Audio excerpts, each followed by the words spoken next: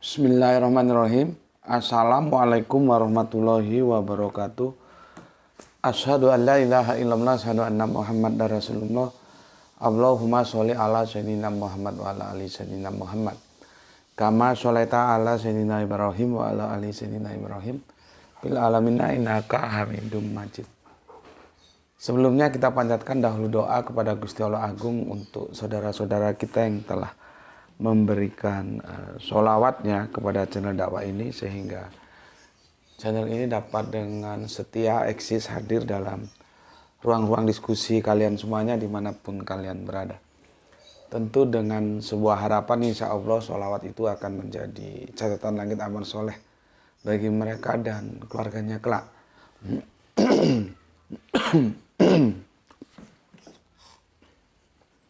Bismillah.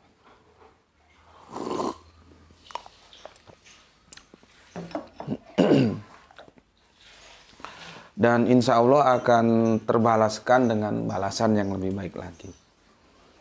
Itu juga untuk seluruh viewer terkasihku di mancanegara, di dalam negeri, dimanapun kalian berada.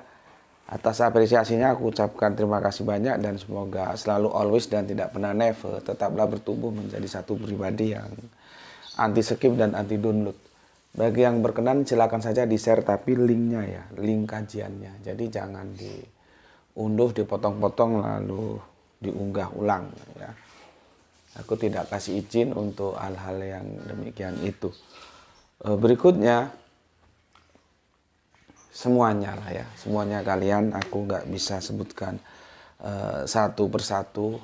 Aku ucapkan terima kasih atas doa-doa baiknya untukku dan keluarga, dan semoga kebaikan doa-doa itu juga tercurahkan untuk kalian semuanya.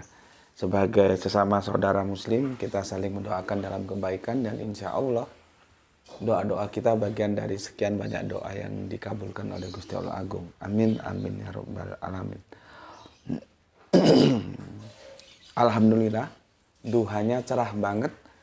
Matahari telah bersinar terang ya, menyampaikan senyumnya dan kehangatan yang begitu sangat kita rindukan setelah, khususnya di tempatku, pekan-pekan ini begitu dingin yang tidak seperti biasanya, dan sekarang kembali hangat. Alhamdulillah, Gusti Allah Agung mengirimkan hangat untuk kita semua lewat matahari yang diciptakannya. Oke, kita lanjutkan kajian kita dekonstruksi terjemahan.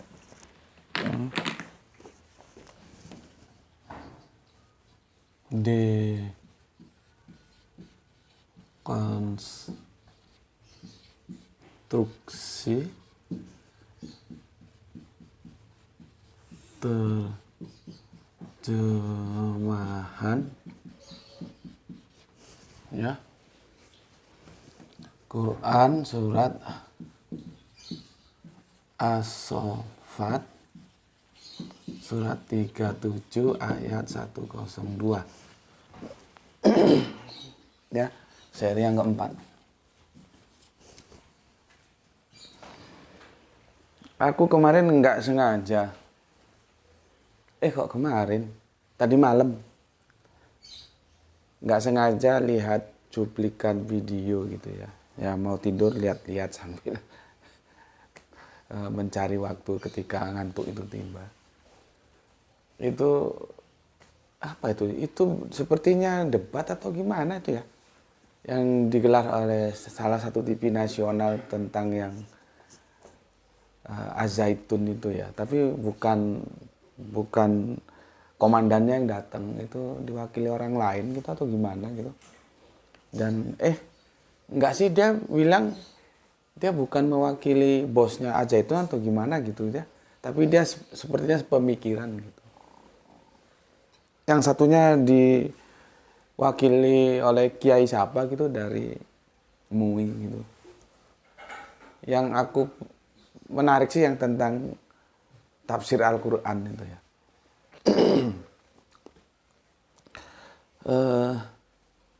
Jadi begini ya, kita kan jadi bingung juga ya, apakah penafsiran itu bisa diadili gitu loh. Aku belum tahu itu. Apakah penafsiran itu bisa diadili? Kan namanya juga penafsiran, ya. Apakah seseorang itu punya hak untuk menafsirkan sedangkan orang lain tidak diberi hak untuk menafsirkan? Nah, itu aturan mainnya gimana itu? Ya, aku masih belum paham juga, ya. Kalau memaksakan penafsiran seseorang kepada orang lain, nah itu mungkin ya nggak usah bawa ke hukum lah ya, bawa ke ranah logika rasionalitas juga kan ya nggak boleh gitu. Nah seperti aku mengatakan penafsiran atau terjemahan ini salah gitu. Cuman kan kalau hanya mengkritisi itu kurang baik lah. Harus memberi solusi. Maka aku memberikan solusi. Ini salah, yang benar ini gitu. Karena dalam dunia akademis harus benar salah. Nggak ada ewo pekewo. Kalau ada ewo pekewo itu ranah sosial. Ini ranah akademis. Yang benar ya kita katakan benar, yang salah ya kita katakan salah, ya. Cuman kan aku tetap menggunakan kerangka berpikir akademis. Aku tetap menghormati saja kalau orang masih berpegang pada sesuatu yang aku bilang salah. Dan aku tidak memaksakan apa yang aku klaim sebagai kebenaran kepada orang lain gitu. Cuman menawarkan. Nah, seperti halnya kita ini. Yang kita ini kan begitu, mungkin mendekonstruksi, dan berapa ayat sudah kita dekonstruksi. Mungkin kalian yang punya waktu coba dikompilasi kajian-kajian Gus Beti yang itu isinya mendekonstruksi terjemahan Al-Quran. Dan aku begitu, ketika terjemahan Depak itu salah ya harus dibilang salah. Itu bukan berarti aku tidak menghormati Depak. Ketika benar ya harus jujur kita akui dan kita terima kasih kepada Depak sebagai sesuatu memang itu benar gitu. Karena aku begitu, kalau salah ya tak bilang salah, benar tak benar. Karena kerangka berpikirnya akademis, bukan sosialis. Kalau sosial ranah aplikasi itu nggak boleh begitu. Ya sudah, kita hormati saja gitu. Ya. Karena kalau dalam dunia akademis tidak bisa memaparkan benar salah, yaitu ya untuk apa kajian itu digelar. Gitu. Nah, aku mensikapi kemarin ada komen yang masuk itu cuman dari siapa juga lupa, nanti tak cari lagi itu. Seandainya kajian ini gitu, kajian kita ini ya, itu disajikan oleh bosnya Az-Zaitun itu akan lain ceritanya ya. Tetapi kan kajian ini yang menyajikan GM, jadi sampai sekarang belum pernah dipanggil MUI, dipanggil apa kok gitu. Belum ada yang berusaha mengkonfirmasi gitu. Sebetulnya sih kalau ada yang mengkonfirmasi gitu aku justru senang gitu. Kan apa yang aku sampaikan juga belum tentu benar. Kita kan ini relatif semua sih. Ya, jadi Al-Qur'an itu absolut, tapi pengertian kita, pemahaman kita terhadap Al-Qur'an itu relatif loh. Jangan lupa. Jadi Al-Qur'an itu lautan. Ini lautan ini ya. Ini analoginya ya. Air ya, air lautan. Sedangkan yang di kita itu cuman seember atau segayung atau seember lah ya. Seember air laut. Gitu loh. Jadi kita nggak boleh keliling kampung bilang ini laut, ini laut, ini laut. Enggak. Yang kamu bawa itu seember air laut yang kamu ambil dari lautan ini. Nah, Islam itu ini. Pemahaman kita tentang Islam ya seember air laut ini. Gitu loh. Jadi kadang-kadang juga kita harus paham, harus memaklumi orang lain juga punya ember gitu. Maka dalam dunia akademik kita boleh saja mengklaim air dalam ember kita itu yang memang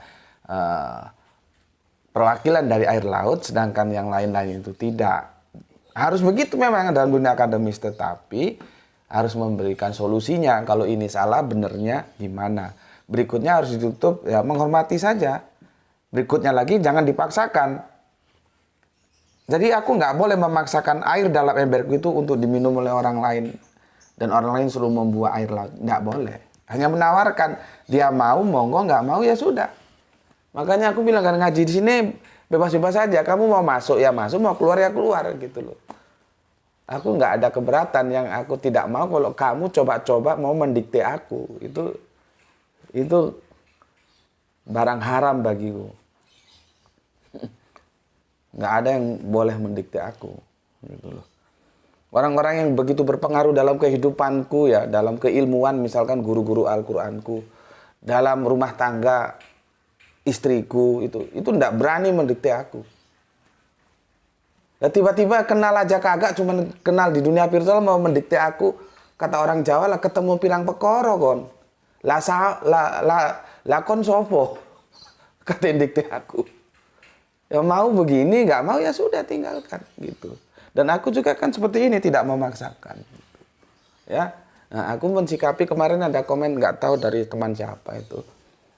Kalau Gus Putih nggak pernah dipanggil MUI, nggak pernah dikonfirmasi oleh lembaga-lembaga yang itu otoritatif, kira-kira begitu deh.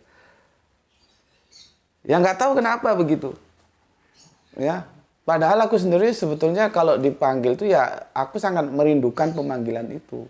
Cuman kan sudah aku kasih constraint, harus kerangka berpikirnya akademis. Kalau di luar itu aku ndak mau, karena aku juga ndak siap dan aku juga tidak menghadirkan kajian ini untuk di luar yang akademis. Gitu. Jadi jangan berbicara bahasa kekuatan dan kekuasaan sama aku. Bahasanya itu harus bahasa pengetahuan. Gitu.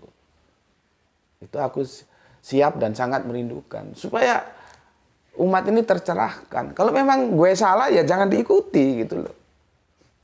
Tapi kan untuk salah benar kita harus bertengkar dulu gitu. Ya. Nah, sekarang ini kita lanjutkan kajian kita ya tentang dekonstruksi. Ya. Nggak tahu, nggak pernah dipanggil MUI. Sesat atau gimana gitu. Sebetulnya aku ya senang-senang saja kalau dipanggil MUI. Jadi kita duduk bareng, kita bicara berdasarkan pengetahuan gitu. Ya. Kalau memang sesat ya ditinggalkan. Oke.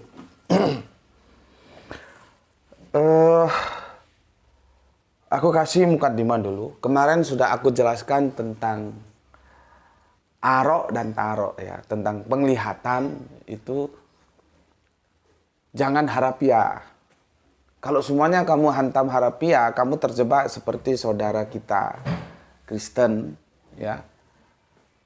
Meskipun tidak semua kekristenan tentunya, ya. Tapi secara umum dari hasil-hasil diskusi itu salah satu yang menjadi masalah semua pemahaman-pemahaman tentang teks-teks dalam Perjanjian Baru khususnya itu harafiah banget. Contohnya ketika Yesus mengatakan apabila kau punya iman secuil ini, gampangnya begitu, kamu bisa memindahkan gunung itu. Itu tidak bisa dipahami secara bahasa harafiah.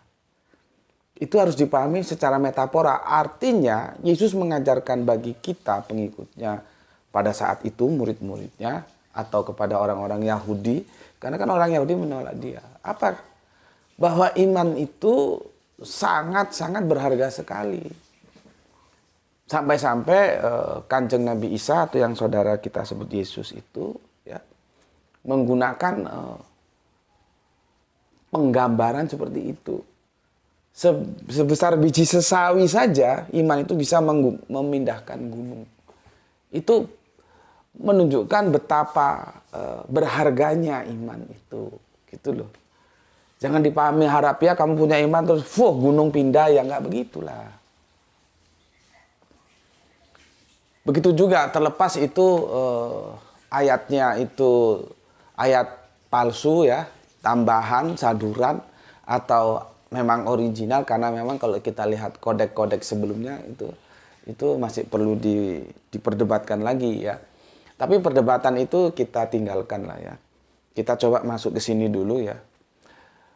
Minum racun maut tidak akan mati. Itu kan berbicara tentang iman. Kalau kita beriman kepada Yesus, maka itu kan banyak. Di antaranya kan memegang ular, ya. Terus Yang paling kondang kan minum racun maut. Yang pernah membuktikan memegang ular itu kan ada pendeta di Amerika yang akhirnya ya nggak tahu sampai tewas atau enggak. Akhirnya ya berurusan dengan medis kan. Ya memang ular berbisa kok dipegang. Ya mesti digigit. Ya mesti mampus gitu loh. Ya karena pemahamannya harafiah. Kan ada videonya dulu itu. Ya.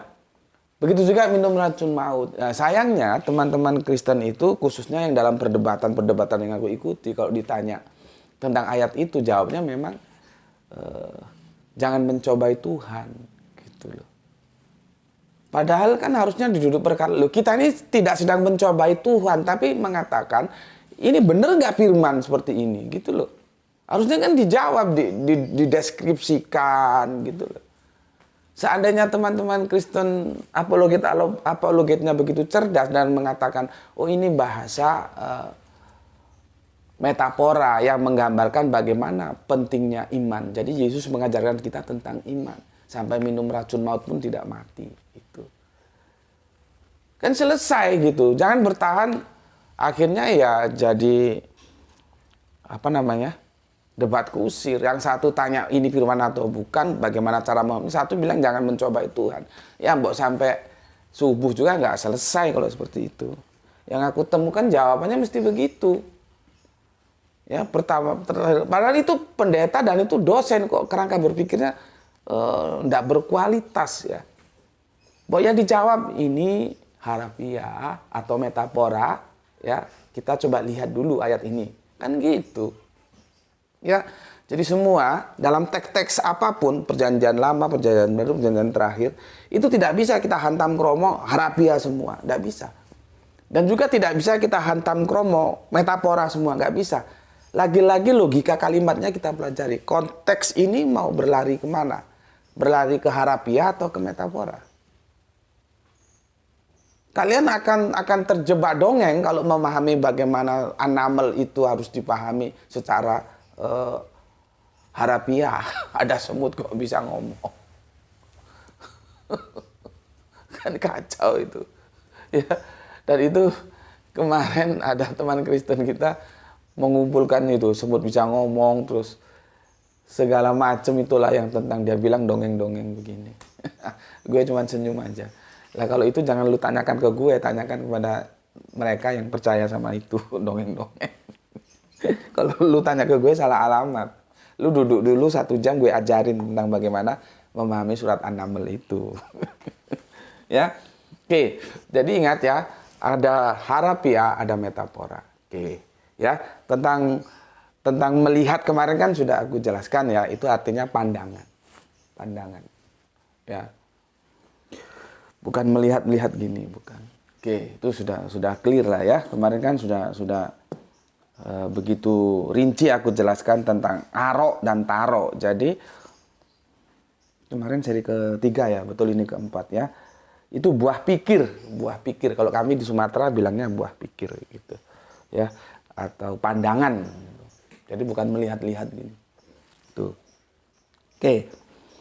Ini perlu aku sebelum aku menjelaskan fil manam, nanti itu juga akan berujung kepada, aku nggak bisa tuliskan karena panjang ya. Aku ambil diksi-diksi yang pernah aku sampaikan untuk aku jelaskan tentang asbah huka, ya. Karena nanti kita akan ke sana. Jadi arofil manam ani asbahuka. Itu asbahuka itu juga perlu dijelaskan. Karena kekacauan pemahaman yang dianggap itu mimpi, padahal itu kan dalam kondisi sesadar-sadarnya baik Bapak Abraham maupun Kanjeng Nabi Ismail sebagai putra. Mereka berdialog sadar. Bukan menceritakan mimpi, ya karena ya tadi itu aku bilang harafiah jadinya mimpi. Nah di situ ada asbahuka, ya apa itu menyembelih, ya. Nah, aku terima kasih sama Irfan sudah banyak bantu aku dalam dakwah.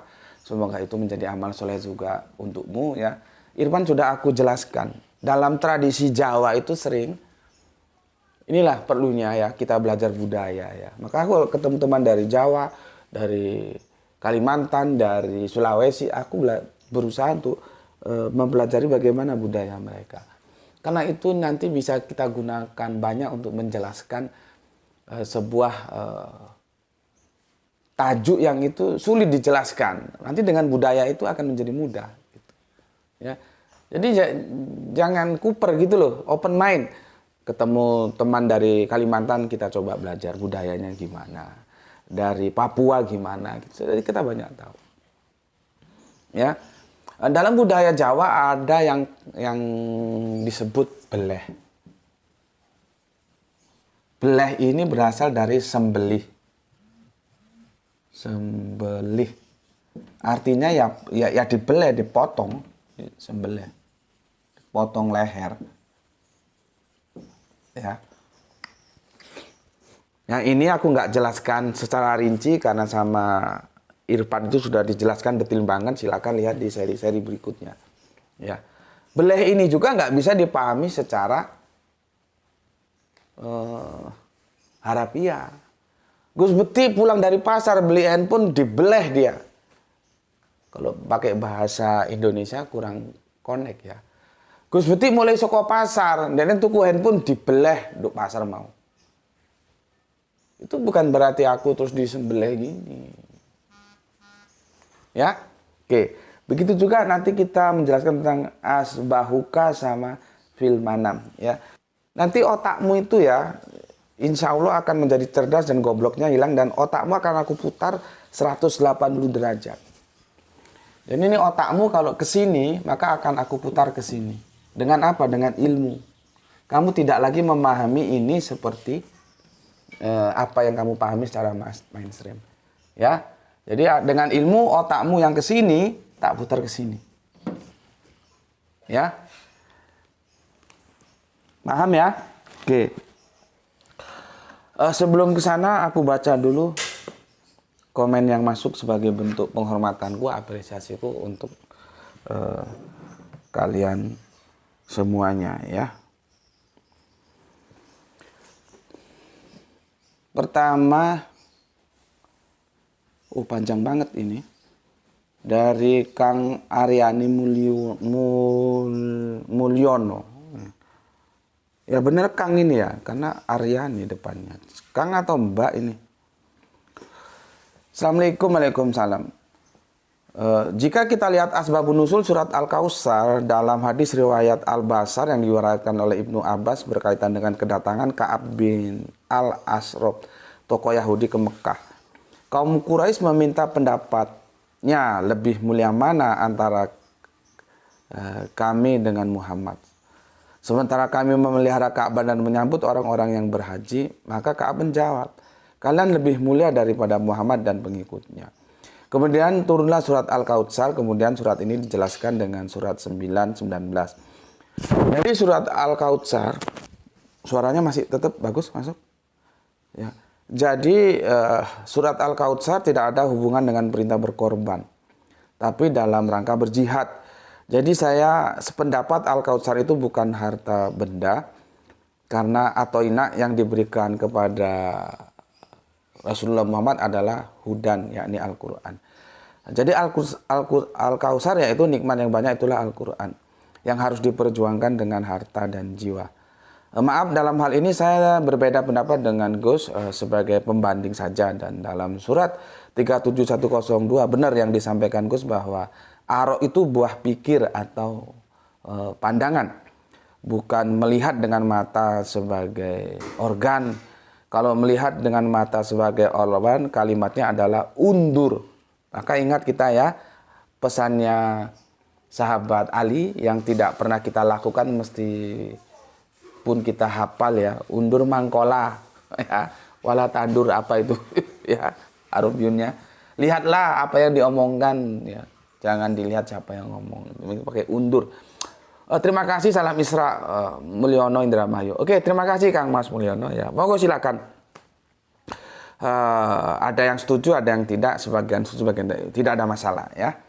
Cuman kalau aku menawarkan seperti itu, Kautsar itu ya kenikmatan duniawi yang diperjuangkan Ya, Islam itu artinya dakwah. Ya, Al-Quran itu juga. Dan untuk berjuang itu semua ada biayanya. Maka diambil dari Al-Kautsar itu. Dan lagi-lagi aku bilang, aku tidak berani karena malas ribet saja. Malas ribet, nanti kalau digoreng lagi, dipotong lagi, urusannya bisa berabe, bisa panjang. Kalau di grup WA itu, teman-teman yang masuk grup WA sudah aku jelaskan dengan tuntas. Sebetulnya ayat ini maunya kemana? Ya, cuman aku ndak mau ribet. Yang jelas kalian sudah ngerti pemahaman gue nih. Anda setuju enggak itu boleh saja, silahkan monggo.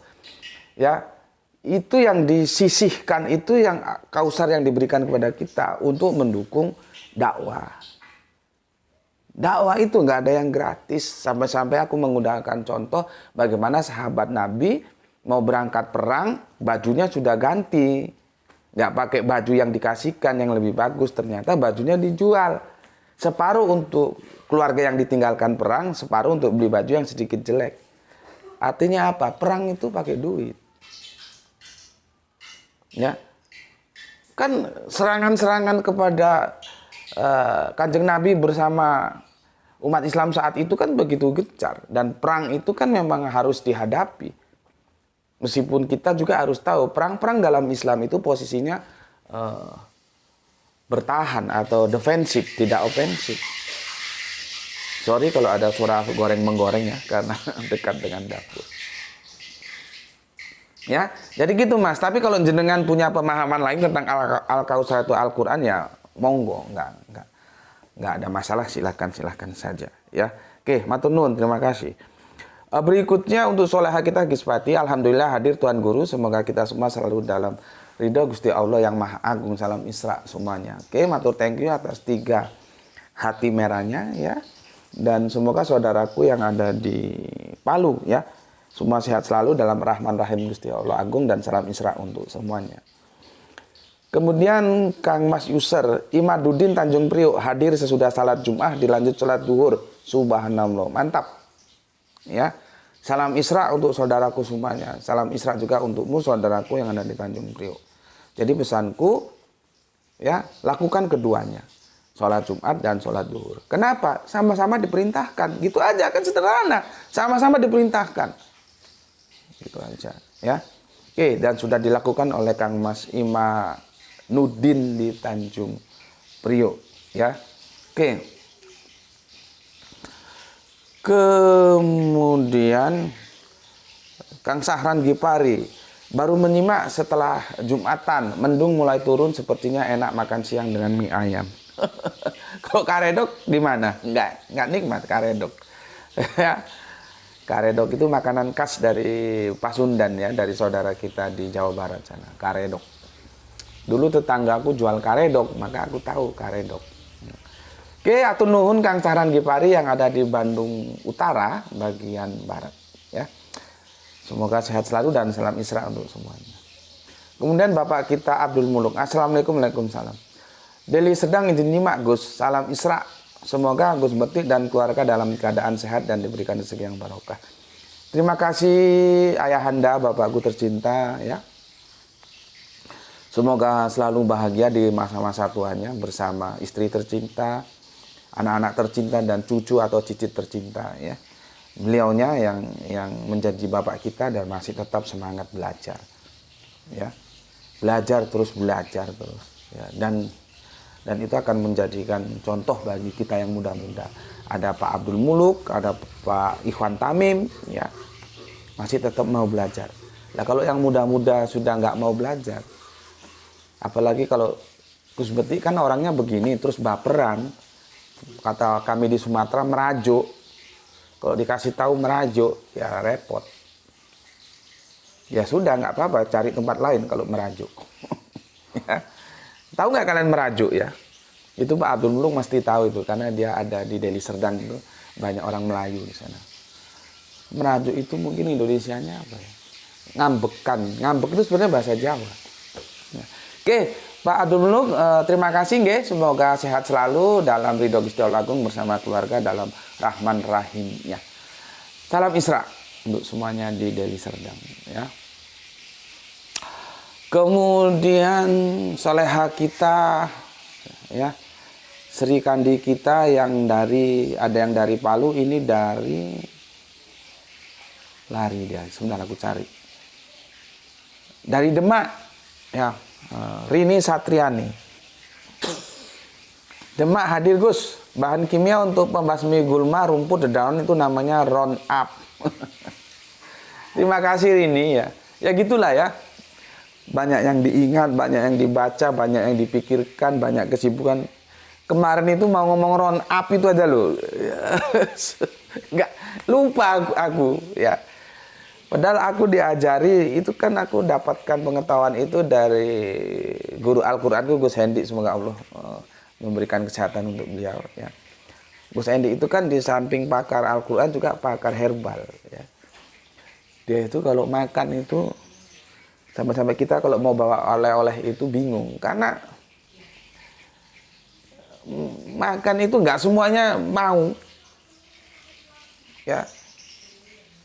Jadi kami itu dilarang beli pisang misalnya ya, yang dijual-jual di toko-toko pisang, atau beli semangka yang apa namanya tidak ada bijinya, itu kami dilarang karena di situ ada RG, rekayasa genetika.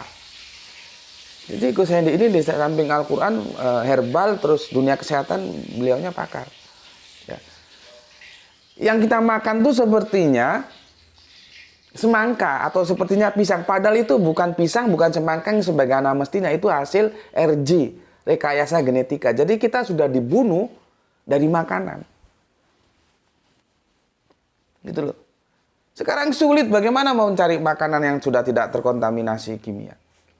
Makanya ibu-ibu di pasar itu kalau dia cerdas, dia beli kangkung yang dimakan ulat. Justru sekarang adanya beli kangkung yang nggak dimakan ulat, yang daunnya utuh-utuh, itu goblok. Lah ulat saja nggak mau makan kok. Daunnya utuh itu karena belum tersentuh kimia. Daunnya utuh itu karena sudah tersentuh zat kimia, ular tidak mau makan. Gitu loh. Adanya daunnya yang sudah bolong-bolong itu ular mau makan karena itu belum tersentuh bahan kimia. Otakmu pakai sekarang supaya nggak goblok. Ular aja nggak mau bahan kimia, kok kamu bahan kimia kamu gaglak mbok pangan ae cangkem goblok. Kasih tahu istri-istri kita, anak-anak kita ya, kalau belanja itu justru yang dimakan ular itu. Karena kalau yang bagus-bagus ya utuh itu, lah ular saja ndak mau karena sudah ada bahan, kok kamu beli kamu makan, goblok.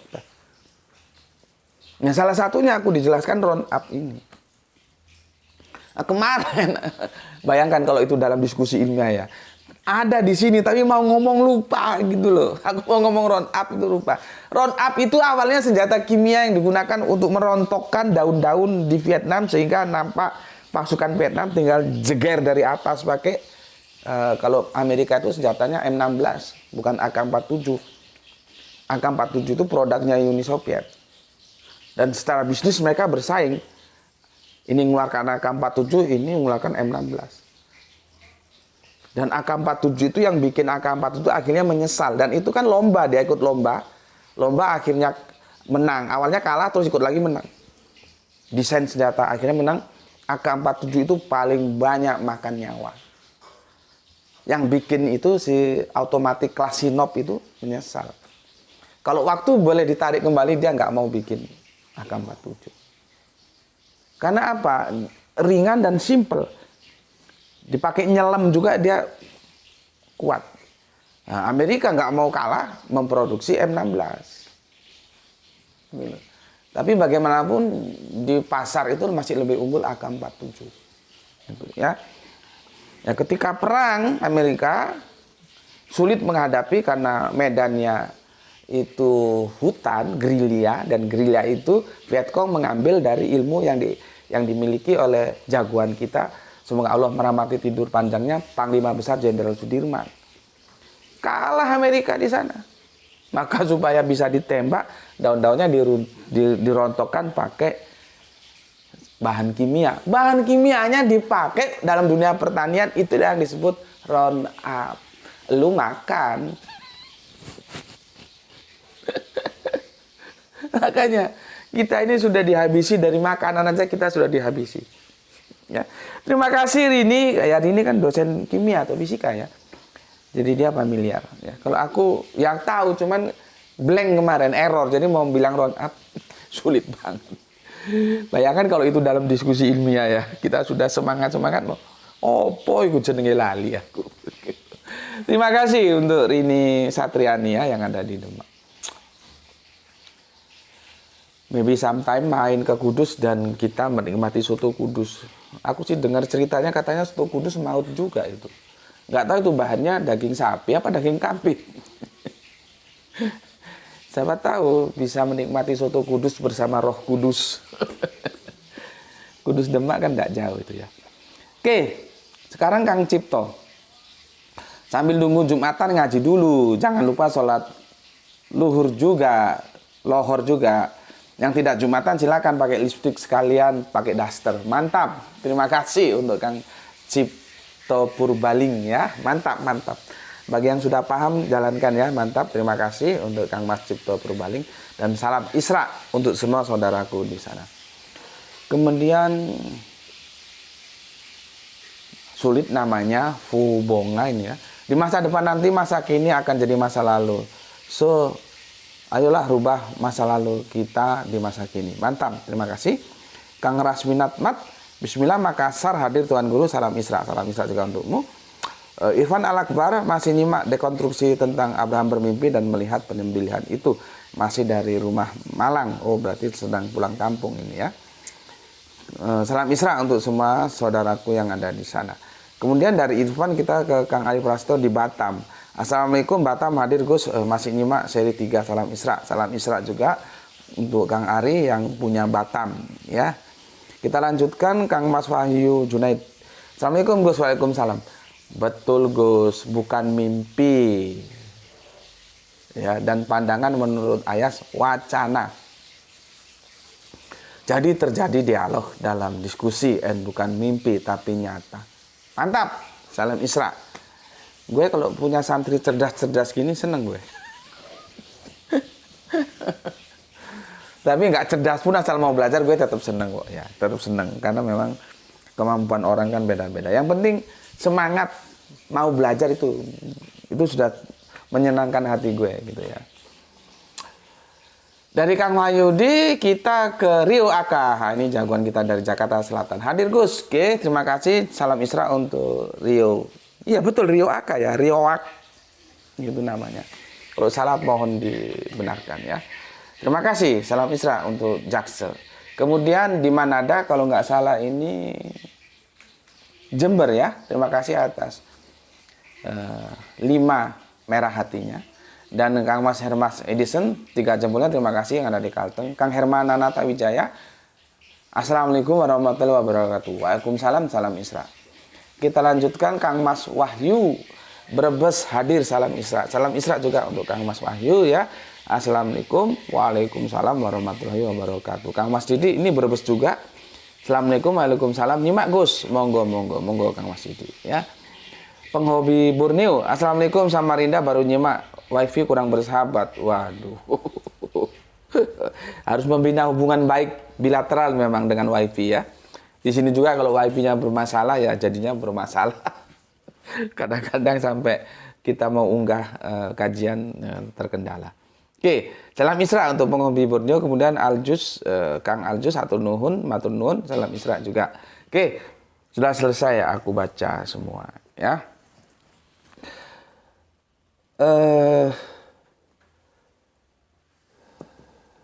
Gimana ya? Aku mulai dari mana ya? Sebentar. Aku mulai dari mana menjelaskannya supaya mudah kalian pahami. Oke. Aku nggak bisa hadirkan semua ya. Tulisannya karena panjang, kamu cukup buka Androidmu atau hard copy-nya ya. Quran surat As-Saffat 37102 ya. Aku masalah Fil manamnya nanti dulu ya. Fil manam itu juga aku jelaskan. Kita lompat dulu ke asbahuka. Asbahuka. Jadi kan gini. Falama balago balik sudah ya. Ma'as sa'i juga sudah aku jelaskan di seri berikutnya. Makanya ngaji sini jangan langsung masuk ke edisi yang kamu mau, nggak boleh. Harus urutan-urutannya kamu ikuti. Seri 1, 2, 3, 4 ya. Kalau langsung masuk mestilah miss nanti ya. Sudah aku jelaskan di seri-seri yang lalu. Balago sudah, saya bisa. Qala ya bunaya. Bunaya itu dia tidak menggunakan apa ya? Walat. Walat itu juga anak, tapi ini bunaya ini lebih panjang, ini berbicara keturunan. Bani, benai, kita jadi benih, bibit. Bahasa Arabian bunaya. Kalau bahasa mana itu? Ibraniun benai. Ya. Maka Israel ya. Israel ya plus Arab ya. Ini itu dikatakan benai ya. Ini ehad. Jadi Israel dan Arab itu benai, keturunan yang satu, yang tunggal. Makanya di sini untuk mengecek bisa bahwa ehad itu tunggal, bukan tritunggal. Hanya orang mabuk aja yang bilang ehad itu tritunggal. Siapa dia? Ya Israel dan Arab yang merujuk kepada Bapak Abraham. Gitu loh. Nih. Ya. Makanya di sini menggunakan diksinya benai, bukan walat, ya. Keturunan, jadi bukan anak. Dia berbicara dalam satu generasi yang panjang. Ya. Oke. Bisa pahami ya? Itu benai gampang lah. Itu kan ini juga sudah aku jelaskan dulu. Benai ehad ya. Jadi Israel dan Arab dari benih, bibit yang satu. Siapa Bapak Abraham? Jadi bersaudara mereka. Makanya aku bilang kan tahun-tahun yang lalu konflik Palestina itu ya, itu sudahlah kembalikan ke sejarah saja. Kalau politik masuk sampai mampus ya gitu-gitu aja, terulang damai, rame lagi, damai, teramai, dan itu berulang terus. Kembalikan ke sejarah bahwa mereka Israel dan Arab itu benai ehad. Ya sudah dipakai bareng-bareng gitu loh. Ya sama-sama dijaga kan enak. Ya. Oke. Itu kamu buka loh ya, buka hard copymu. Kalau enggak, karena kalau aku mau tulis panjang banget gitu ya. Itu benai sudah aku bunaya ya. Ya bunaya ya. Ya bunaya, pisang gorengnya sudah jadi. Lihat masih panas kan? Begitu menggoda. Aku makan pisang goreng dulu. Bismillahirrahmanirrahim.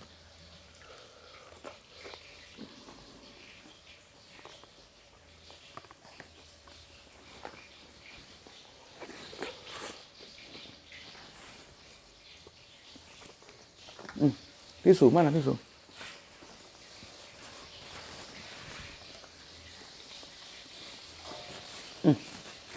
Mantap. Ini pisangnya pisang kepok. Panas-panas goreng pisang. Ada kopi di dalam gelas cangkir.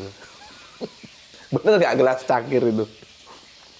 Jogja, Dul Sumbang. Bismillahirrahmanirrahim.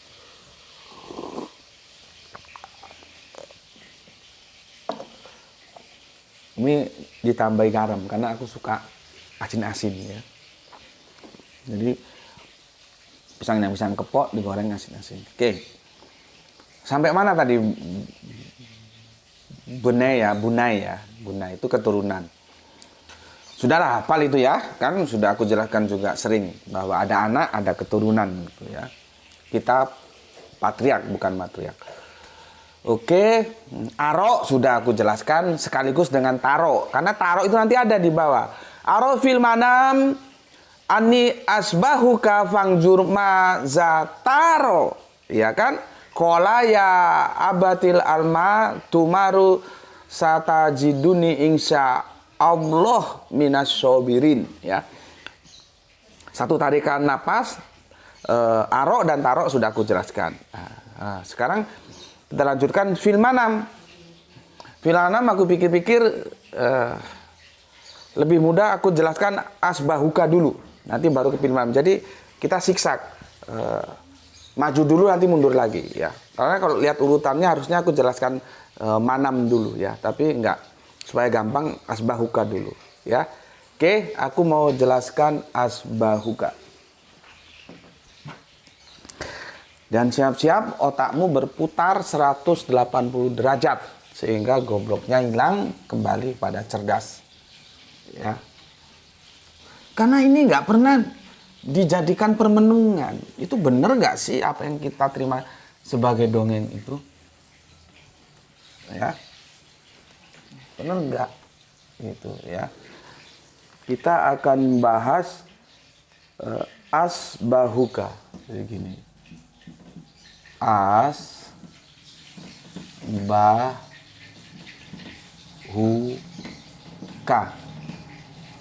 Kalau ini diterjemahkan ya sembelih.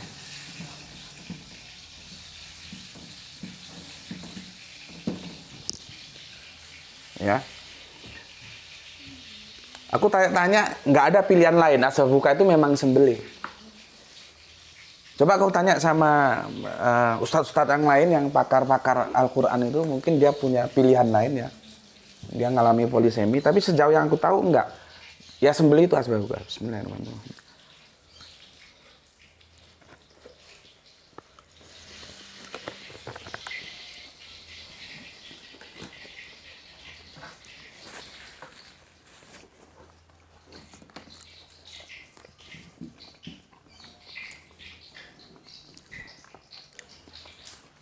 Oke, ya, sembelih.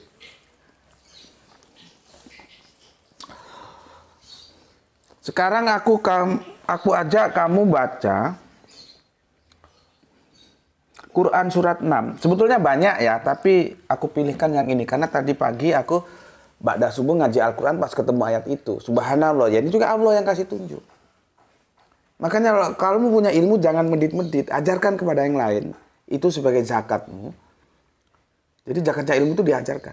Nanti Allah kasih kamu ilmu baru gitu loh. Seperti ini aku entah itu kebenaran atau enggak sulit lah didiskusikan. Tapi ketika aku butuh, yang aku baca kok pas yang aku butuhkan untuk menjelaskannya. Ya. Buka surat 6 137. 137. Meskipun di ayat-ayat dan surat lain ada itu, ya. Nanti kita plus surat 6 140. Supaya otakmu bisa ngerti gitu loh, ya, gobloknya bisa hilang gitu. Ya. Aku baca, man. Bismillahirrahmanirrahim. Ya. Ini langsung ke terjemahannya, ya. Nanti kalau mau mengkritik ke original teksnya monggo silahkan. Dan demikianlah pemimpin-pemimpin mereka telah menjadikan kebanyakan dari orang-orang musyrik itu memandang baik membunuh anak-anak mereka. Membunuh anak-anak mereka. Membunuh anak-anak mereka untuk membinasakan mereka dan untuk mengaburkan bagi mereka agamanya.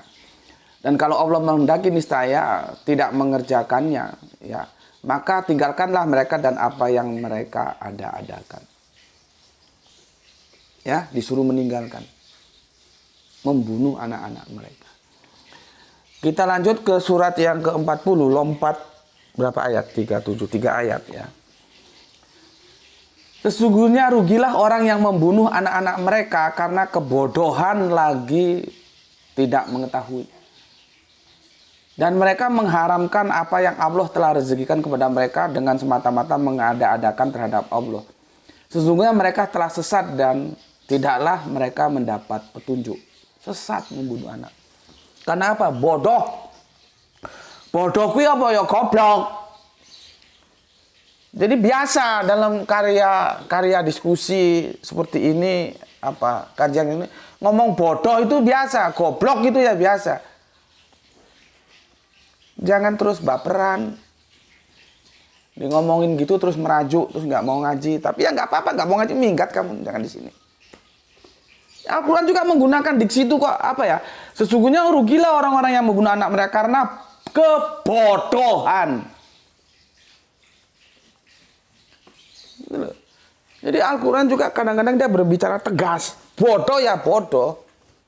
Nggak perlu tedeng-aling-aling. Anjing ya anjing. Gitu loh.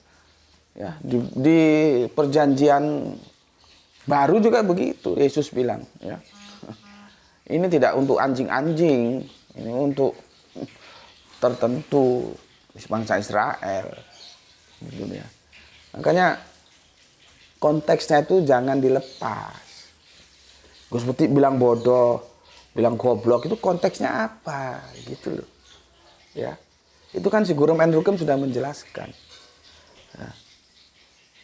Begitu juga sudah dikasih contoh dancuk itu, tinggal siapa yang mengucapkan dan bagaimana konteksnya itu harus dipahami dulu.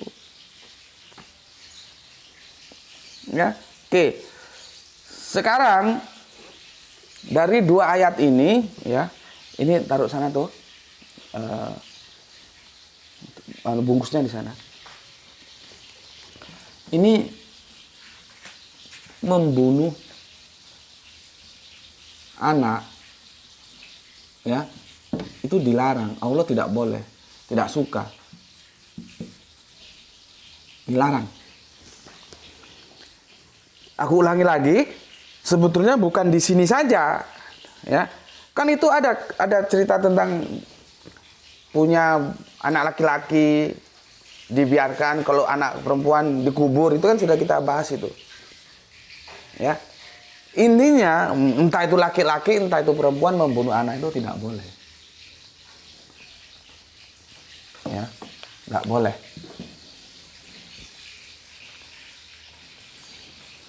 Sampai sini jelas ya. Prinsip dasarnya ini premis ini kita gunakan, membunuh anak itu tidak boleh atau dilarang. Yang melarang siapa? Ya Allah sendiri. Oke, itu satu. Yang kedua, asbahuka itu sembelih. Sembelih itu ya dibeleh mesti terbunuh, dia mati. Ya. Ini kita tarik ke sini. Mainstream memahami cerita ini secara harafiah. Bahwa Kanjeng Nabi Ibrahim atau Bapak Abraham, kalau di perjanjian lama itu Ishak, perjanjian baru Ismail, dan itu menjadi polemik, ya. Menyembelih benar.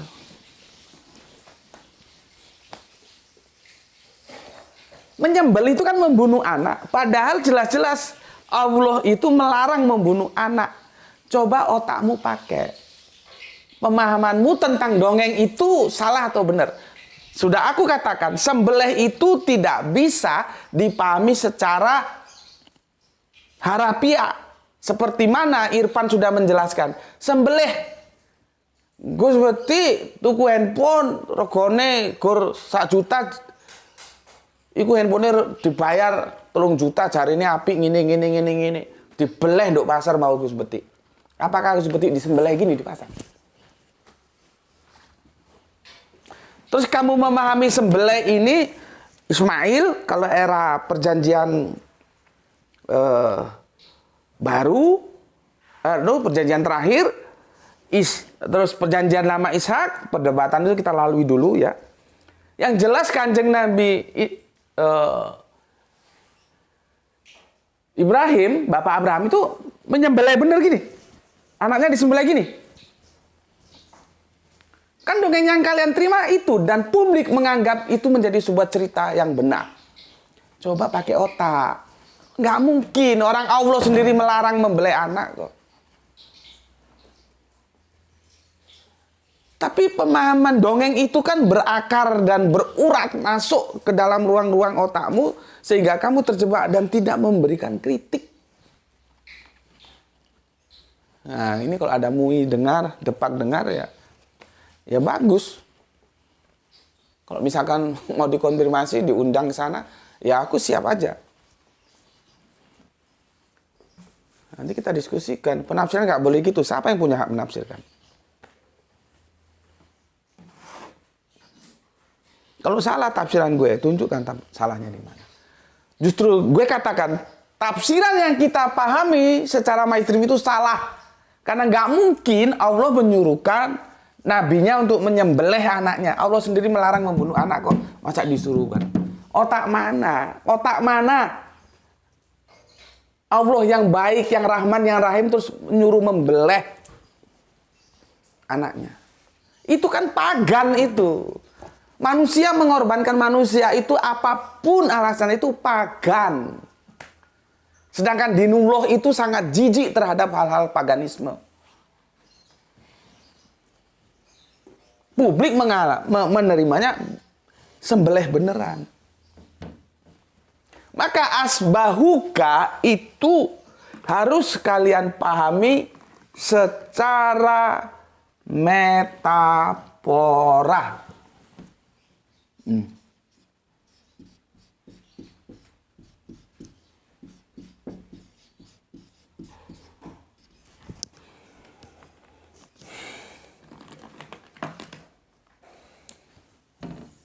Nih, ya. Bukan harafiah. Seperti Gus Beti dibeleh nang pasar, tuku handphone. Gus Beti disembelih di pasar beli handphone. Ya. Lihat ini. Dia harus metafora, bukan harafiah. Kalau harafiah bertentangan dengan ayat ini dan ayat-ayat yang lain, tidak boleh kita membunuh anak. Coba, gimana sekarang otakmu? Berbalik 180 derajat nggak? Dari ke sana, terus aku jelaskan otakmu ke sana. Tapi kalau otakmu otak getuk, goblok, ya tetap aja kamu pegang itu dongeng. Nggak ada ceritanya, bertentangan dengan Al-Quran. Anak kok dibunuh. Karena apa? Pemahaman asbahuka itu yang salah. Tidak tahu bahwa konteks ini adalah metafora, bukan harafiah. Salah memahami konteks, salah penafsiran, bubar semuanya.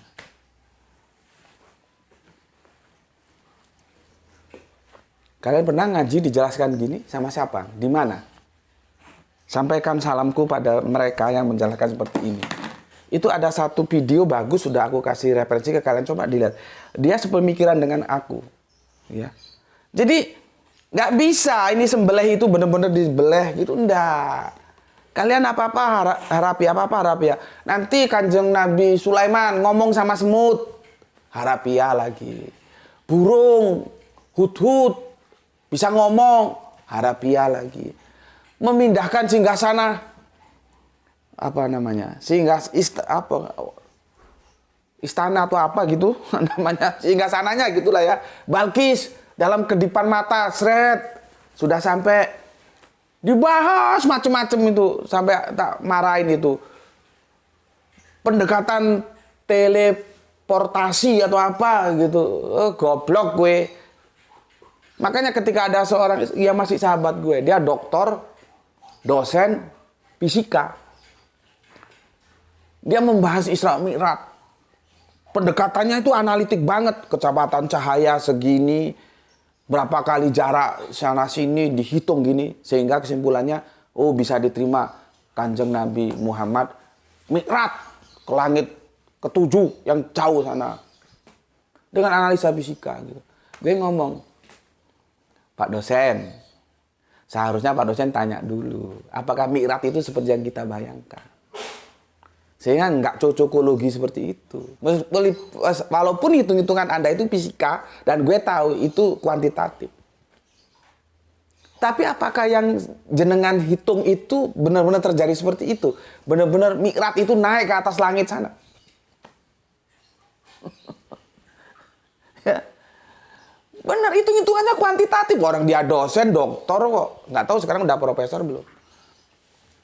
Jadi gitu ya, teman itu bisa membentuk kita. Kalau kita secara ekonomi seperti gue ini cuma S1. Tapi kalau berkumpulnya para doktor-doktor itu ya otak kita bisa ketularan pinter gitu loh. Jadi nggak usah gampang putus asa. Kalau kita secara ekonomi termarginalkan. S1 aja sudah alhamdulillah banget. Bagaimana mau S2, S3, dan S-Ilden segala macamnya. yang enggak, ya sudah diterima aja, penting kita usaha, cari jalan lain. Banyak berteman, berkawan dengan orang-orang pintar. Insya Allah kita ketularan pintar. Nah, temanmu orang goblok, ya kan goblok. Mana mungkin kamu berteman dengan orang goblok, kamu jadi pintar? Enggak, jadi goblok gue. Nah, sekarang gue mau tanya, ada yang menjelaskan seperti ini? Tolong di kolom komentar. Jadi kalau ada, ya, para ustadz, alumni, ini, alumni itu sudah terkenal secara keilmuan, diakui mumpuni. Tapi menjalankan surat as-sofat seperti begitu itu tuh, seperti yang lu terima. Gue prihatin.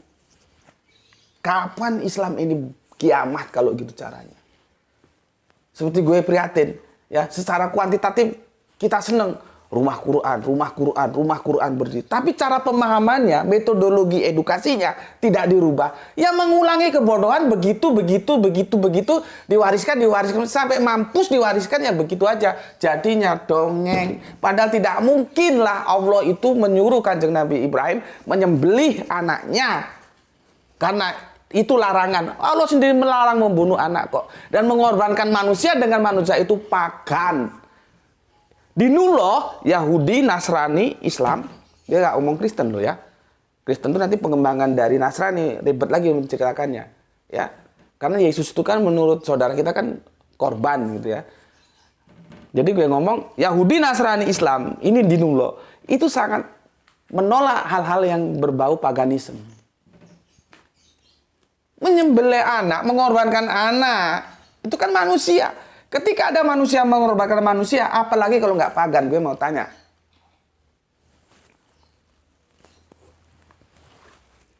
Makanya itu berkali-kali si Irfan, tolong jelaskan. Dan alhamdulillah, semoga itu menjadi amal soleh dia, banyak bantu aku. Jelas no sembelih gue apa kok bener-bener dibeleng ini, Gus Beti. Ya, oke. Sampai di sini, kalau otaknya waras, mesti dia berbalik 180. Tapi otak dapet, ya pancetai percaya dongeng. Pilihan ada di tangan kamu. Dan aku sudah menjelaskan. Dan aku siap mempertanggungjawabkan sebagai pertanggungjawab intelektualku. Kepada siapa? Siapa saja minta pertanggungjawab. Dia tidak memahami seperti publik. Gue tidak memahami seperti mainstream. Gue anti mainstream di sini. Ya? Oke, satu diksi asbahuka sudah kita lalui ya. Jadi step by step ya. Kemarin balago sudah, sa'iyah sudah. Terus tadi gue tambahin dikit bunaya itu sudah ya. Karena bunaya itu relatif sudah kita bahas lalu-lalu jadi disinggung sedikit aja. Terus taro sudah. Terus seharusnya fil manam belum ya. Aku langsung lompat ke asbahuka karena nanti dari asbahuka kita mundur ke sini. Yang disembelih itu apanya? Ya. Yang disembelih itu apanya? Ya. Nanti kita mundur ke sini. Ya. Yang insya Allah semoga kita diberikan kesehatan, umur panjang dan aku bisa selalu punya waktu untuk menyampaikan pandangan-pandanganku tentang Al-Qur'an ya. Semoga sehat selalu, banyak rezeki gitu ya. Karena kalau banyak rezeki nggak sehat juga repot. Sehat nggak punya rezeki juga. Mau bayar listrik pakai apa juga repot gitu ya. Oke, semoga kita bisa ketemu lagi insya Allah besok ya aku jelaskan. Tapi besok Ahad sudah ya. Iya tuh, besok Ahad. Nanti kalau serius-serius terus kan kalian jenuh. Nggak tahu lah besok apakah aku jelaskan atau kita pending dulu. Besok kita mampir ngombe yang ringan-ringan saja. Nggak tahu ya, kondisional besok saja. Oke. 1 jam sudah berlalu dan alhamdulillah aku sudah menjelaskan tentang asbahuka, sembelih ya, apakah itu metafora harafiah seperti yang aku sampaikan tadi ya. Oke, ayat ini boleh dieksplor ya. Ada ayat-ayat lain yang dilarang membunuh anak. Allah tidak izinkan ya. Oke, jaga Allah, jaga Kanjeng Nabi, jaga Al-Qur'an, jaga sholatmu, jaga Islammu dalam bingkai iman. Setelah engkau memaksimalkan rasionalitasmu untuk menjadi tahu, dari tahu itulah kamu membangun iman. Jadi iman itu harus dibangun atas dasar pengetahuan. Artinya apa? Tahu dulu baru beriman. Kalau ujuk-ujuk imani saja, nah itu dogma. Gitu. Ya. Oke, namun demikian tetap memberi hormat kepada saudara-saudara kita yang memilih jalan lain karena mereka tetap aja saudara kita. Ya. Semoga mendapatkan keberuntungan, rezeki yang barokah dan kesehatan yang prima. Ya. Bismillahirrahmanirrahim. Salam Isra, Islam rasional. Assalamualaikum warahmatullahi wabarakatuh. Alhamdulillahirabbil alamin. Terima kasih matur nuwun.